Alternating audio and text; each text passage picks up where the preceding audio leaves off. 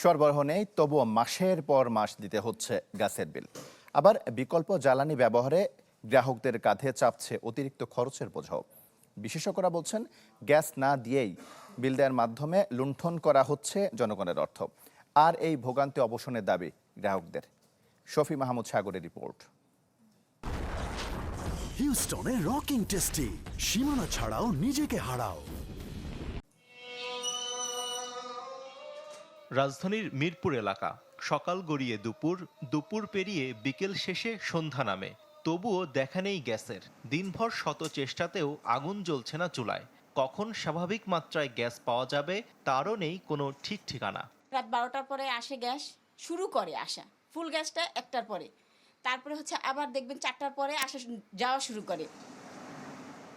শুধু মিরপুর নয়, রাজধানীর বেশিরভাগ এলাকায় বাসাবাড়িতে গ্যাস সংকটের দৃশ্য প্রায় একই।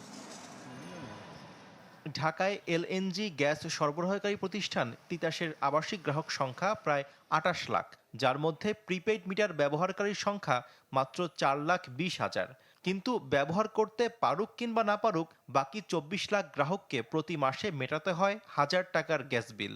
শুধুমাত্র ঈদের সময় যে 3-4 দিন ছুটি থাকে, অফিস আদালত বন্ধ থাকে, তখন কিছুটা গ্যাস পায়। সকাল 6টার সময় গ্যাস চলে যায়, আসে 3:30টার পরে সাময়িকের জন্য। এটা আমার সাথে একটা প্রতারণা হচ্ছে। আমার মনে করেন টাকা যাচ্ছে কিন্তু আমি সেবা পাচ্ছি না। গ্যাসের অভাবে দিনের পর দিন জ্বলছে না চুলা, তারপরও প্রতি মাসে মেটাতে হচ্ছে 1000 টাকার বিল। আর এভাবে সরকার আয় করলেও অধিকার ক্ষুণ্ণ হচ্ছে গ্রাহকদের।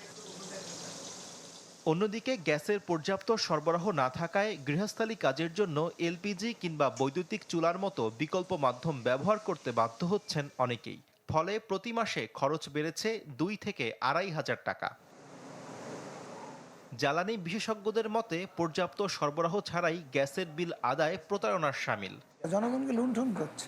তিতাস গ্যাস না দেওয়ার অর্থ সরকার গ্যাস দিচ্ছে না, এবং সরকার তার কাছ থেকে কম গ্যাস দিয়ে বেশি পয়সা নিচ্ছে। এটা ভোক্তা অধিকার আইনের পরিপন্থী এবং এটা দণ্ডনীয় অপরাধ। সেই অপরাধ তিতাস করছে, তিতাসকে দিয়ে সরকার করাচ্ছে। খরচ কমানো এবং অপচয় রোধে 2030 সালের ভেতর সব আবাসিক গ্রাহককে প্রিপেইড মিটারের আওতায় আনার কথা থাকলেও এখন পর্যন্ত এই সংখ্যা মাত্র 20%। শফি মাহমুদ সাগর, চ্যানেল 24, ঢাকা।